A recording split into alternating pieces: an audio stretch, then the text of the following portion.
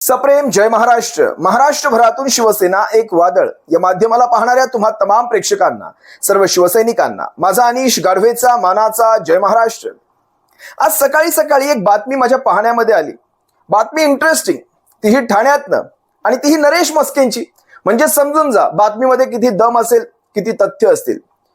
कामांच्या बाबतीत नाही, पण ठाण्याचे खासदार आपल्या बेताल वक्तव्यांमुळे कायम चर्चेमध्ये असतात.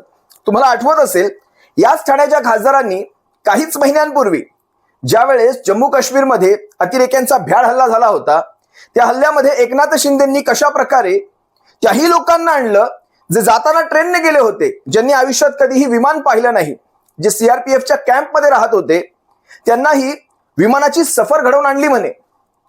ही अशी बेताल वक्तव्य तुम्ही विसरला असाल कदाचित. चला एक वक्तव्य तुम्हाला दाखवतोच मी, पहा एकदा.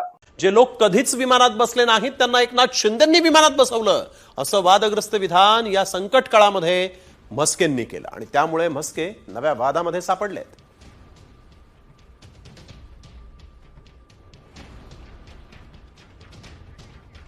तर आपण बघतोय, म्हस्के हे एकनाथ शिंदे यांच्या गटाचे खासदार आहेत आणि त्यांनी जे लोक कधीही विमानात बसले नाही त्यांना एकनाथ शिंदेंनी विमानात बसवून राज्यामध्ये आणलं अशी टिमकी मारली होती. खरं तर ही जबाबदारी राज्य सरकारची आहे आणि तरी देखील सत्ताधारी खासदार अशा पद्धतीने विधानं करत फिरतायत आणि त्यामुळे आता पुन्हा एकदा राज्यात राजकारणाला उताला आहे.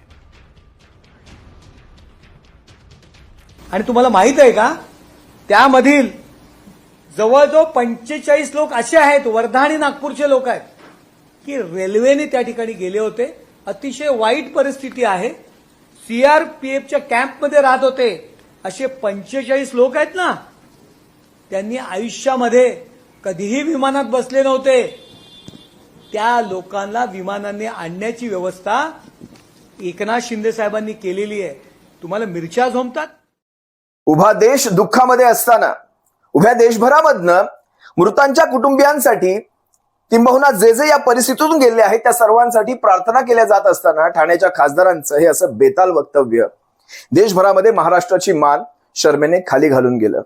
ज्यांनी कधी विमान प्रवास केला नाही त्यांनाही आमच्या साहेबांनी विमान प्रवास घडवून आणला, हे अशा प्रकारचं वक्तव्य त्यावेळेस प्रत्येक मीडियामध्ये येत होतं. बरं, हे एवढ्यावरच थांबत नाही. आपण शिवसैनिक नाहीत, आपण नमो सैनिक आहोत, हे अशा प्रकारचं एक वक्तव्य निवडणुकीच्या तोंडावर, अगदी मला वाटतं लोकसभा निवडणुकीच्या तोंडावरच केलं गेलं होतं. त्यातही ठाण्याचेच खासदार पहा काय म्हणाले होते. हा शिवसेनेचा, हा भाजपाचा, हा राष्ट्रवादीचा हा प्रश्नच येत नाही.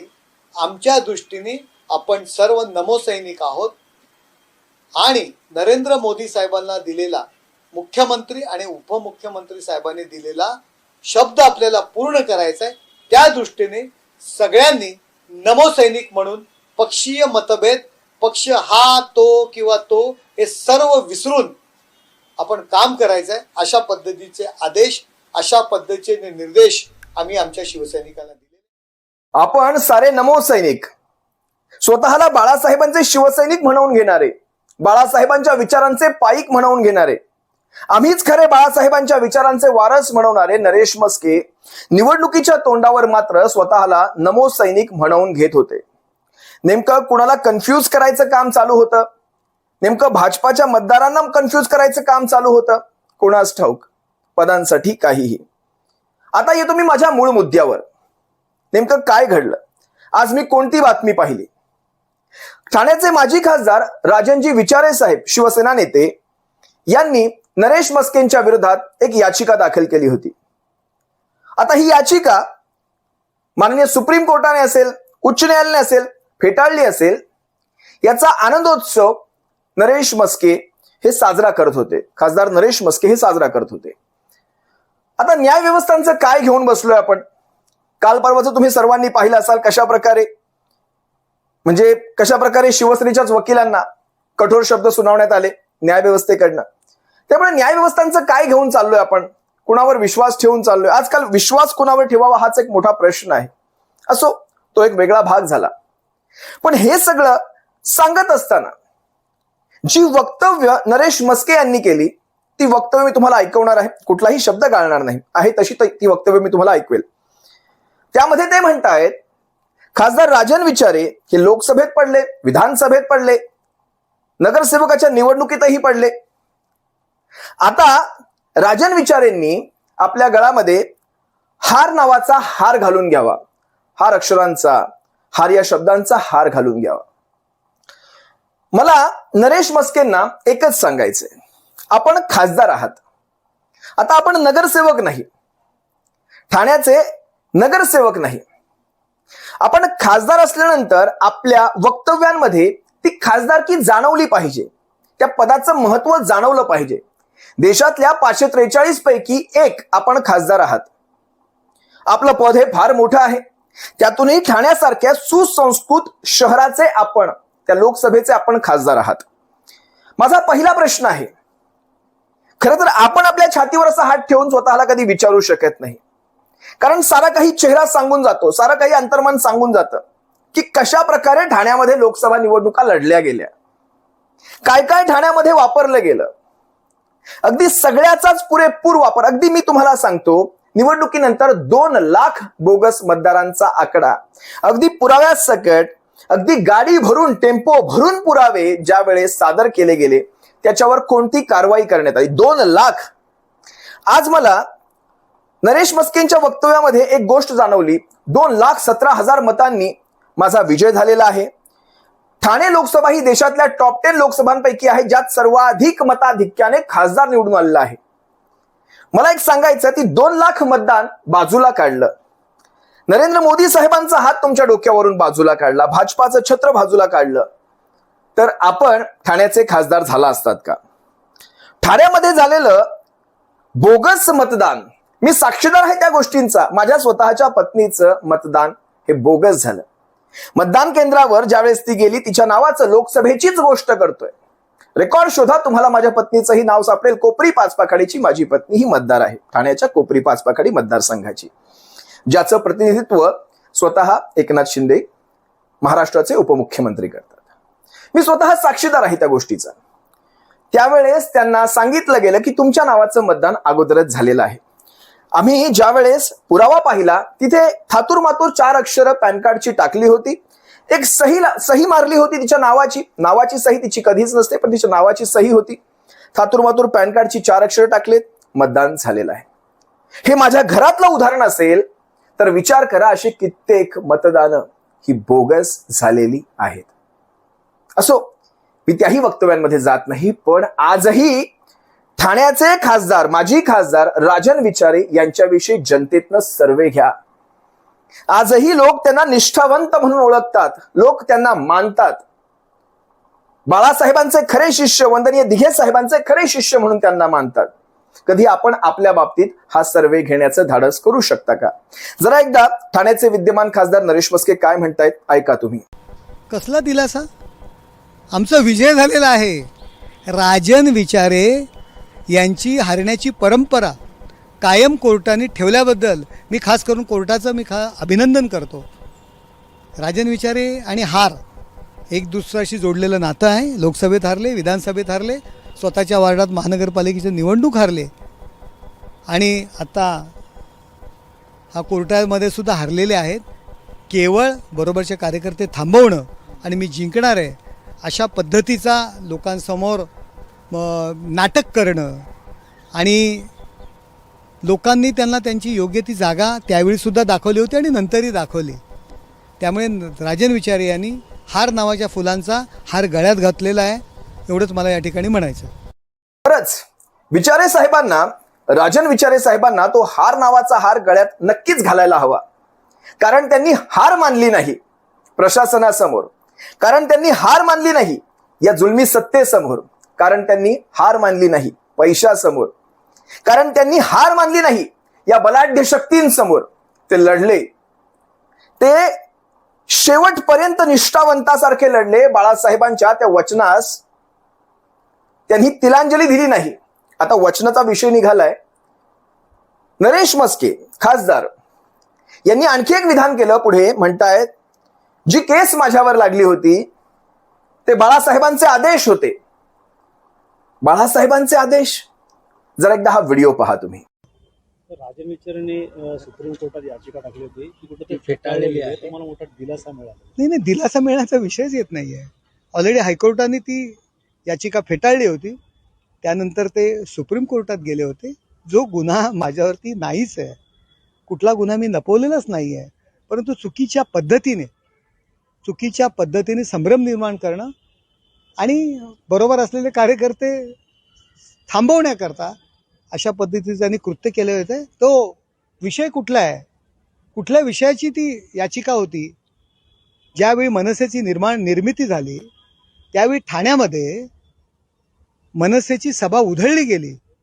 हे काम हा बाळासाहेबांचा आदेश होता आणि ती बाळासाहेबांचे आदेश, ते बाळासाहेबांचे आदेश होते हे ज्या प्रकारे अभिमानाने खासदार नरेश म्हस्के सांगतायत, मला नरेश म्हस्केंना एक प्रश्न विचारायचा आहे.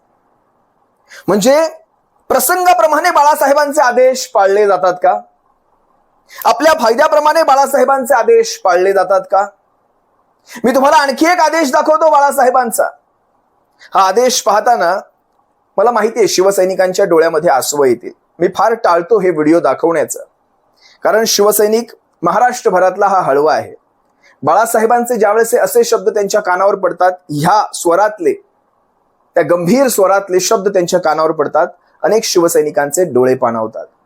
बाळासाहेबांच्या आता जो व्हिडिओ मी तुम्हाला दाखवणार आहे त्या आदेशाचे पाईक आहेत, त्या आदेशाचे पालन करते आहेत माजी खासदार राजन विचारे. जरा एकदा हा व्हिडिओ पहा. सर्व अवयव वेगळे. आता फक्त बस पडून असतो, चिंतन मानत कधी असतो. उद्धव म्हणतो शिवतीर्थावर येऊन माझ्या व्यंगचित्राचं पुस्तकाचं प्रकाशन करा. शक्य असं तर नक्की आलं असतं. मी आतुर होतो, आजही आहे. फक्त शक्ती आणि ताकद मला पाहिजे होती. ती जर मला दिली असती, मिळाली असती, मी नक्की आलो असतो. नसंग येऊ शकेल पुढच्या वेळेला. आज जवळजवळ 45 वर्ष झाली मी शिवसेना प्रमुख म्हणून राहिलो आहे आणि आता माझं वय 86 वर्षाचं आहे. आता झेपत नाही.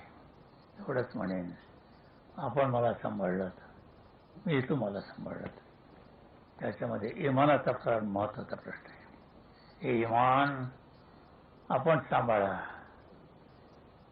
हे इमान जोपर्यंत आपण माझ्यासाठी सांभाळत आहात तोपर्यंत शिवसेनेला कोणी हरू शकणार नाही आणि कोणालाही जिंकता येणार नाही. आणि म्हणून मी सांगतो, सांभाळून घ्या. मला सांभाळलं, उद्धवला सांभाळा, आदित्याला सांभाळा आणि महाराष्ट्राचा उत्कर्ष करून द्या. असेच मी आपल्याच्यानी नतमस्तक होऊन प्रार्थना करीन. इमानाला महत्त्व द्या, आम्हाला नाही. एवढंच म्हणेन. जय हिंद, जय महाराष्ट्र, वंदे मातरम. वंदनीय बाळासाहेबांनी सांगितलं, मला सांभाळलात, उद्धवजींना सांभाळा, आदित्यजींना सांभाळा आणि महाराष्ट्राचा विकास करून घ्या. ही शिवसेना ही अभेद्य आहे. बाळासाहेब म्हणाले ही शिवसेना अभेद्य आहे, कोणीही हिला हरवू शकत नाही. बाळासाहेबांचे ते बोल तुम्ही नीट ऐका. बाळासाहेब अतिशय भाऊक होऊन, का कुणास ठाऊक बाळासाहेबांना ही कुणकुण, का कुणास ठाऊक वयाच्या त्या 86व्या वर्षी बाळासाहेबांना ही कुणकुण लागली असेल का, की भविष्यात 10-15 वर्षांनंतर हे असं काही माझ्या शिवसेनेच्या बाबतीत घडणार आहे म्हणून. आज नरेश म्हस्के ज्या प्रकारे बाळासाहेबांचा आदेश सांगतायत, नरेश म्हस्केजी आपण ठाण्याचे खासदार आहात. मला म्हणजे 2 वर्ष जवळपास पूर्ण झाली. आता मे महिना चालू आहे. मे महिन्यातच 2024च्या लोकसभा झाल्या होत्या. आपण 2,17,000चा उल्लेख केलात. 2,17,000 आपण जिंकलात, पण 5,34,000 ठाणेकर हा राजन विचारेंच्या बाजूने उभा राहिला. 5,34,000चा ठाणेकर हा सत्तेच्या विरोधात, अन्यायाने आणलेल्या सत्तेच्या विरोधात हा 5,34,000चा ठाणेकर उभा राहिला. हा प्रामाणिक ठाणेकर आहे. हा मशीनमध्ये झोलझाल झालेला ठाणेकर नाही. हा प्रामाणिक ठाणेकर, हा सुसंस्कृत ठाणेकर हा राजन विचारेंच्या बाजूने उभा राहिला. हा 5,34,000चा असेल, उद्या 10,34,000चा हा ठाणेकर होईल. पण ज्या भाजपाच्या जीवावर आपण सत्तेमध्ये आलेला आहात, ज्या भाजपाच्या जीवावर आपण ठाण्याचे खासदार झालेला आहात, तो भाजपा आज तुमच्याविषयी काय विचार करतो? कधीतरी या सगळ्यांमध्ये आपणही, मला माहिती आहे आपणही या सगळ्यांमध्ये झाकून पाहत असाल तर आपल्याला 2029ची सुद्धा काळजी वाटेल. 5,34,000चा ठाणेकर 10,34,000चा होईल, पण तुमचं 7,17,000चं जे मतदान आहे ते खरंच हा भाजपा, या भाजपाचा हात ज्यावेळेस आपल्यावरून उठेल, आपल्या डोक्यावरून हे छत्र हटेल, त्यावेळेस आपण 7,17,000वर, म्हणजे ते वरचं सोडून द्या, ज्याचे पुरावे आम्ही तिकडे दाखवले, पण खरंच भाजपाचा हात हटल्यानंतर खरंच हे 7,17,000 जागेवर राहतील. जर एकदा हा व्हिडिओ पहा, मी तुम्हाला लाईव्ह परिस्थिती दाखवतोय. ही आजची परिस्थिती आहे, आजची. ठाणे महानगरपालिकेच्या आज झालेल्या 4थ्या सर्वसाधारण सभेतही सत्तेवर असलेले शिंदेंच्या शिवसेना आणि भारतीय जनता पार्टीचे नगरसेवक पुन्हा एकदा सभागृहात आमने सामने येऊन त्यांच्यात खडाजंगी झाल्याचे चित्र दिसून आले आहे.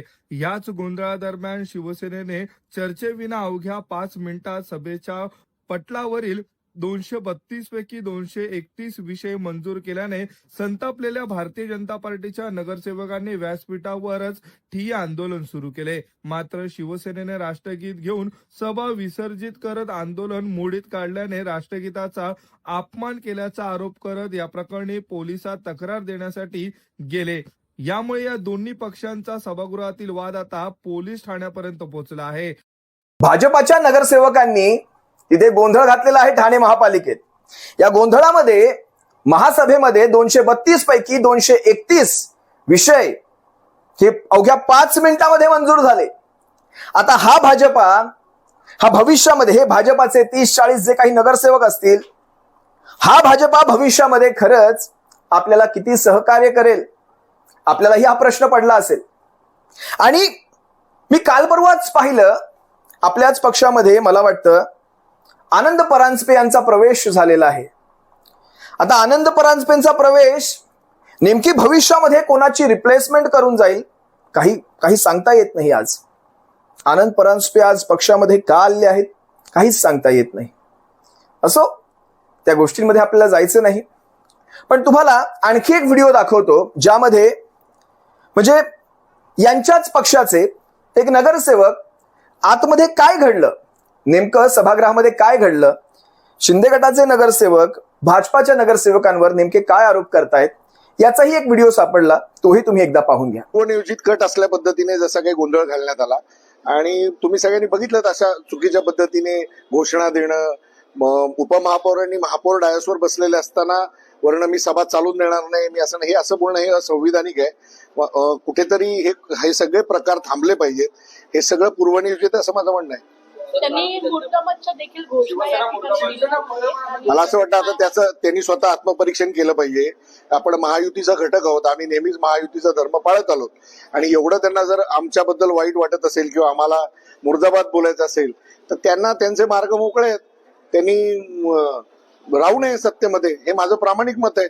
कारण महायुतीत असून महायुतीचे सगळे बाकीचे सगळे तुम्हाला फायदे हवे, परंतु ज्या वेळेला महायुती म्हणून एकत्रित यायचं असतं त्यावेळेला तुम्ही आमच्या बाजूने जर मुर्दाबाद बोलत असाल तर ते चुकीचं आहे. मी त्याचा निषेध करतो आणि त्यांना वाईट वाटत असेल की बाबा आमच्याबद्दल, त्यांनी बाहेर पडावं. राष्ट्रगीताचा अपमान केला, आम्ही गुन्हा दाखल करणार, हे देखील त्यांनी भाष्य केलेलं आहे. उलट तर राष्ट्रगीत सुरू झालं तेव्हा ते अर्धे लोक बसलेले होते. आम्ही राष्ट्रगीताला उभे होतो, आम्ही सगळ्यांनी राष्ट्रगीत गायलं. तुमच्याकडे रेकॉर्डिंग असेल तर बघा, आम्ही राष्ट्रगीत गात होतो. ते तर राष्ट्रगीत पण गात नव्हते. आम्हाला कधीही राष्ट्रगीताचा अवमान करावा असं आमच्या ध्यानीमनी पण नसू शकतं आणि आम्ही कधीच केलेला नाही. शेवटी ते त्यांचे खयाली पुलावे, ते त्यांना जे बोलायचं ते बोलू द्या. सभा ही नियमाप्रमाणेच घडत होती, परंतु त्याला कुठेतरी गालबोट लागावं म्हणून तो त्यांचा पूर्वनियोजित कट होता असं मला वाटतं. आज ठाण्याचे, नवी मुंबईचे, मीरा भाईंदर महानगरपालिकांच्या क्षेत्रामधले म्हणजे जवळपास ठाणे लोकसभेत 3 महापालिकांचा समावेश होतो. आज या संपूर्ण पट्ट्याचे अनेक प्रश्न आवासून समोर उभे आहेत. आपल्या 5 वर्षांपैकी जवळपास 2 वर्षांचा कार्यकाळ हा संपलेला आहे. जवळपास 30-35 ते 40% कार्यकाळ आपला संपलेला आहे. आता आपल्या हातात उरलेली आहेत 3 वर्ष. मला फक्त एक साधा प्रश्न पडतो, गेल्या 2 वर्षांमध्ये कमीत कमी, चला आपण वर्षभरात लगेचच आलेख पाहू शकत नाही कार्याचा, पण आपण संसद रत्न म्हणून आहात. आपल्याला संसद रत्न हा पुरस्कार मिळालेला आहे. संसद रत्न म्हणून आपण ठाणे लोकसभेसाठी नेमकं काय भरीव कार्य केलं, म्हणजे मला हा पडलेला प्रश्न आहे आणि प्रश्न विचारणं हा आमचा अधिकार आहे. कमीत कमी 5 कामं किंवा जे पूर्ण झालेली नसतील किंवा सुरू असतील किंवा आपल्याकडून ती प्रस्तावित असतील, कमीत कमी अशी 5 कामं जी भरीव आहेत, दूरगामी आहेत ठाणे लोकसभेसाठी, अशी कोणती 5 कामं झाली की फक्त आपण मागच्या माजी खासदारांच्या कामांना पूर्णत्वाकडे नेणार आहोत, त्यांनी सुरू केलेल्या, त्यांनी परवानगी घेतलेल्या कामांना आपण पूर्णत्वाकडे नेणार आहोत. या सगळ्या प्रश्नांना ही जनतेचे प्रश्न आहेत. लोक हे प्रश्न विचारतात. उभा ठाणे लोकसभा त्याच्यामधल्या म्हणजे अगदी रेल्वे पासून असेल, कारण जवळपास 3 महानगरपालिकांचा समावेश होतो. त्यात संबंध नवी मुंबई महानगरपालिका येते, ठाणे महानगरपालिका येते. आज ठाण्यातल्या रेल्वेचे प्रश्न तुम्ही पहा, रेल्वेच्या प्रवाशांचे प्रश्न पहा, प्रवाशांचे हाल पहा, ठाण्याची ट्रॅफिक पहा, ठाण्याचे पाण्याचे प्रश्न पहा, ठाण्याच्या डम्पिंगच्या समस्या पहा, ठाण्याचं स्वतःचं धरण आहे की नाही, इथपासून समस्यांना सुरुवात होते. अगदी घोडबंदर पट्ट्याचे प्रश्न पहा. मी स्वतः घोडबंदर पट्ट्याचा रहिवासी आहे, मला चांगलेच प्रश्न माहिती आहेत. सगळ्यांवर अगदी बारकाईने बोलायला गेलं तर हा व्हिडिओ हा 2-2, 3-3 तासांचा होऊन जाईल, तेवढं मला करायचं नाही. माझा विषय साधा आहे. आपण फार मोठ्या पदावर आहात. आपल्याला मिळालेलं पद हे देशातल्या 543 पैकी एक आहे. त्या पदाला साजेसा न्याय, त्या पदाला साजेसं कार्य सुद्धा आपल्याकडनं अपेक्षित आहे. आपण आपल्या ठाणे लोकसभेविषयी आवाज उचलावा, ठाणे लोकसभेतल्या प्रश्नांविषयी आवाज उचलावा. नाहीतर मग भाजपाला इथे येऊन जनता दरबार भरवावे लागतात.